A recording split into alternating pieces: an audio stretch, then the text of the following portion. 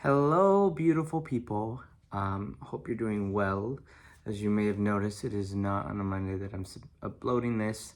But Memorial Day, I took a vacation from uploading or even trying. Even though I do the bare minimum around here as far as editing videos. But here we are. As you may know, if you watched the first video of what this page is about, yes, I am going to do books, but part of the inspiration was also like movies about the subject of revival and revivalist missionaries, etc. And so today I am reviewing a documentary I watched about David Brainerd. And so it's on Amazon Prime. I meant to rent it, but I guess you bought it. Or you can buy it for 99 cents, and I bought it for 99 cents thinking I was renting it. But you know what? I can rewatch it as much as I want. So I'm going to review that. I realized through my roommate that I actually had a mini biography on this guy. So I went and read it right after watching the documentary. So I'm going to not try to get the two confused fully. They're mostly like the same details, but they were slightly different. So yes, I am looking here. So I was like looking down because I had this book. It's Scottish Journals Robert Slearden. That is David Brainerd. Maybe I should do this because if I'm doing a movie, I'm like, how am I going to cover my face for this photo? But we'll do their best. But then maybe I won't do that still photo and do something like this because, don't want to confuse people because I am reviewing a documentary. So it is a documentary that I watched. So if you're into that, you probably really enjoy it. I actually loved it. I was like kind of hesitant. I was like, well, I like the documentary format. I usually don't go and watch it. I know a lot of people who are into it, but kind of I thought it would remind me of going back to school, watching documentaries in class and feeling tired because they turned off the lights. So, but that was not the case. I enjoyed it. I took notes. I'm filming with my phone, so all my notes are on the phone, but basically, like I've mentioned in previous episodes, if you will, I love finding how these stories link up to other people's stories. One of the main sources for David Brainerd's life is his own journals. They were published by Jonathan Edwards, a preacher, who some say sparked with, Holy Spirit sparked it, but he was used to spark the First Great Awakening. And so David Brainerd knew him, and he basically, on his deathbed, because he died young at the age of 29, he actually died while being taken care of by Jonathan Edwards' family. And so Jonathan was like, can I publish your journals? And he was like, yeah. And so, yeah, they got published, and that's the original source of material. But the documentary was really good. It gave a lot. Not only did it link up to Jonathan Edwards, but there's a lot of names that I've never heard of, and I wrote down a ton. Maybe I'll put them in the link in the description. Not a link, it would just be my notes, like, oh, this society, these people were missionaries in this period, that these people affected him this way. Because I don't remember all their names. There's a ton, and they're like just throwaway lines, and I was like, nope, I'm writing that down to find out later. But to get to the gist of it, David Brainerd, who was he? Why is he known? Basically, he was an American born in New England area, Connecticut to be exact, in the early 1700s. And he ended up, why was he known? He was a missionary to Native Americans. But that is not how his story began. So if you want the Spark Notes, here's the details on him. He was raised in Connecticut. His father was a political leader. They were wealthy. They had a lot of property. His dad did a lot, and he was the sixth child out of 9. But when he was about 9 or 10, his father passed away. And then in his young teen years, his mother passed away. So think about, by the age of 14, he was orphaned. But being the sixth child out of 9, he had an older sister who had a life, family. And so she helped raise him and probably the younger siblings. And in the death of his parents, he inherited a farm. So he's the sixth child and inherited a farm. So they probably had a lot of farmland, something, because when he turned 19, he said, I'm going to, cultivate this farm. And he did that for a few years, and it just was not the life he wanted. He had an encounter with God in those years, and he really wanted to go into ministry. So he decided to go to Yale University and study. But by this time he was about 21. And Yale, in the thing, it said Harvard was getting too liberal, so Yale was the new ministry up and coming college.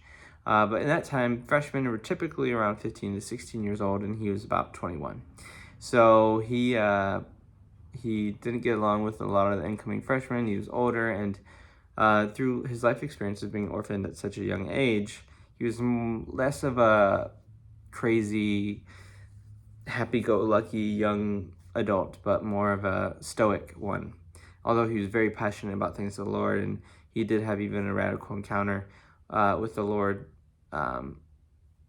about the grace of God instead of works when he was in college. But he went back and forth between school because he would get really sick, and then he would leave, and then he'd come back. And by the third year, he started to create friends who were also like hungry for God. There's some of the names that I had to write down. And at that time, the Great Awakening had sparked across New England, and Jonathan Edwards was publishing what was going on. He had his book about some of the testimonies of what was going on in his church. It went out to England and all over the colonies, and New England too. And so people like George Whitfield and John Wesley heard about it all the way in England to know that there was a move of God, and they were moved by it and started seeing things happen where they were and came to the States as well. But at that time, Yale and the leader of Yale and a lot of staff were not with the Great Awakening going on, but David Brainerd was. And I think Jonathan Edwards may have come once to the campus and stirred things up, and the staff and the faculty were not about it, and it became this even divisive thing across the church between the old lights and the new lights, is what they called them, people who were being moved by the Great Awakening, the people who thought it was emotionalism or fake or anything else like that. And so Yale was very, at least publicly, very much against the Great Awakening, and they even created new rules. Don't target the students or the staff. Don't speak ill of them or anything like that. And so David Brainerd called one of his professors, or he said his professor had as much grace as the chair next to him, and someone overheard him and reported him. So then the president of Yale demanded, and he's a junior at this time, he demanded, hey, you need to make a public repentance to this professor in front of everyone. And David Brainerd said, hey, I said this privately so I can go repent to him privately. I don't see why I need to do this publicly when it doesn't affect everyone. And so they kicked him out of college. And so his dreams, that was like the path to becoming a minister. So his dreams felt like they dead ended, and he was very sad about that. And so according to this documentary, he went to a local pastor and kind of like studied under him. And that local pastor was like, wait, I kind of think I know a way around this. And there's this Scottish ministry at the time. They were planted now in the States. They originally started in Scotland for Scottish people in the Highlands. They were a mission organization in this. And they're like, there's people in the Highlands of Scotland who don't know the gospel. We'll be missionaries to the Highlands. And eventually those people got saved, and they heard about Native Americans in the States, and they had compassion that these people need the gospel too. So they moved on over to the States, formed a base in the States to become missionaries to the Native Americans. And so this pastor suggested to David, like, you might not be able to go the path of becoming an ordained preacher, but this is a route for you to still be a minister, to do missions. And so David was like, okay, I'll do that then, because I just want to preach the gospel. And so he signed up with that organization, and they kind of choose where he went. So They put him near Albany, New York, modern-day Albany, New York, near Mohicans, and he stayed with a family for a little bit, but there just was a discrepancy there, and he was alone. He didn't have any fellow partners or ministers with him. He ended up building a hut amongst the Native Americans, and at that time they were welcoming. They were like near Albany and local places, so a lot of the time at that time, Native Americans like the Mohicans in that area and other areas closer to like civilization would come into town and shop and even sometimes attend church. They actually, a lot of them that were closer to local areas, were very open to missionaries coming and being a part of their village for multiple reasons. One, they weren't actually against Christianity or the religion. They too, in a lot of their practices, believed in a great spirit, and they believed that there was a creator God of some kind. And so the spirituality kind of linked up a little bit to enough to where they were open to. A lot of ministers were not pro-alcohol. A lot of missionaries didn't like alcohol, which the Native Americans didn't want really anything to do with it because of when it was introduced to them as firewater. They were taken advantage of when they got drunk a lot, and even some became alcoholics. So they didn't really want that introduced into their tribes, and so missionaries helped keep that out. And the third reason was just because the society was changing for them. I mean, civilization from England was not too far away, and from other European countries were just next door, doing trades, doing business, and they wanted to be a part of it to a degree. They didn't want to be taken advantage of. They wanted to know what was going on, so they wanted to learn English. And so they accepted missionaries into their culture to help educate their children and educate them on English so that they could understand and be educated in things that are going on. So they were readily accepting of David, and it meant a lot to them that he lived among them even. But he didn't see a lot of breakthrough. He spent about a year there and honestly struggled a lot with depression, according to his journals, because he was just lonely. There was no one, even the people that were near him, according to this movie, spoke Dutch. So like the Europeans near him didn't even really speak English either. And so he, felt very lonely at the time, didn't really see a lot of breakthrough. But after a year of like training, the Scottish missionary organization was like, hey, we want to relocate you. So they relocated him near a Delaware tribe. Really, that's the European name for them, but they're the Lenape Native Americans. And it was in Pennsylvania, basically kind of near Philadelphia. And initially, David was really excited to go there.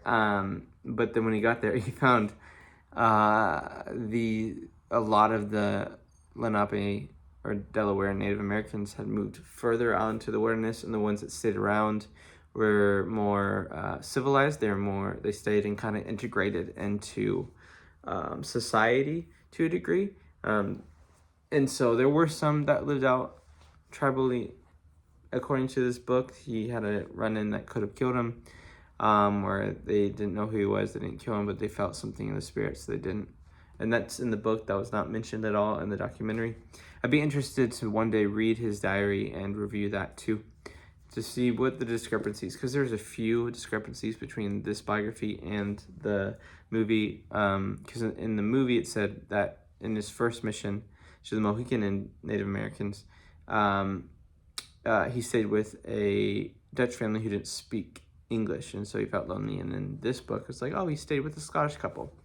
So maybe he did both in that year's time, but I'll be interested to read his diary and see if it goes into details about those discrepancies.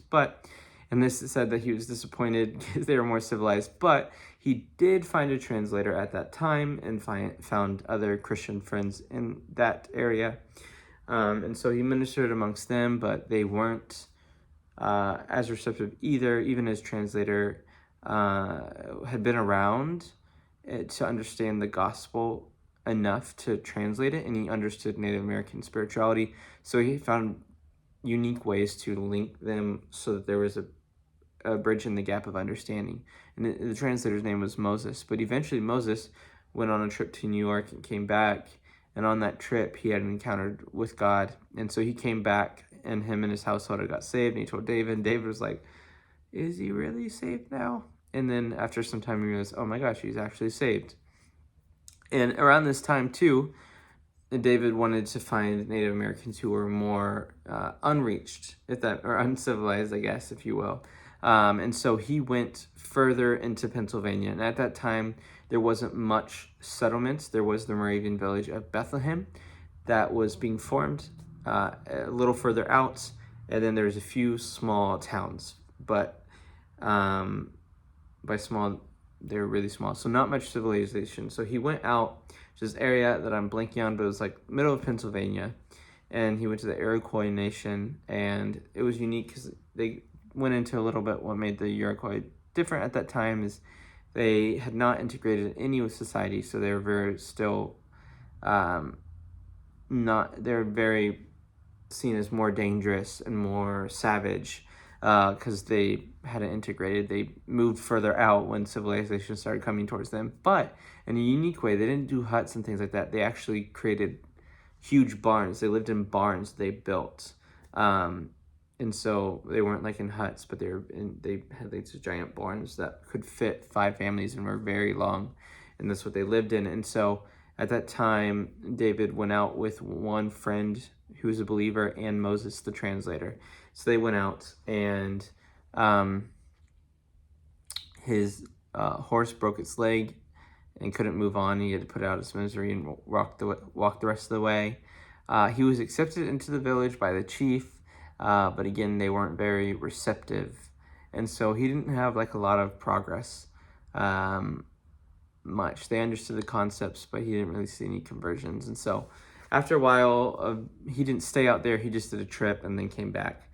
Eventually, this Scottish missionary group relocated him again to about 20 miles south of Trenton, New Jersey. And in that area, he went, and on the first day, he met some women from the Native American tribe in that area. I think they might have been Lenape as well.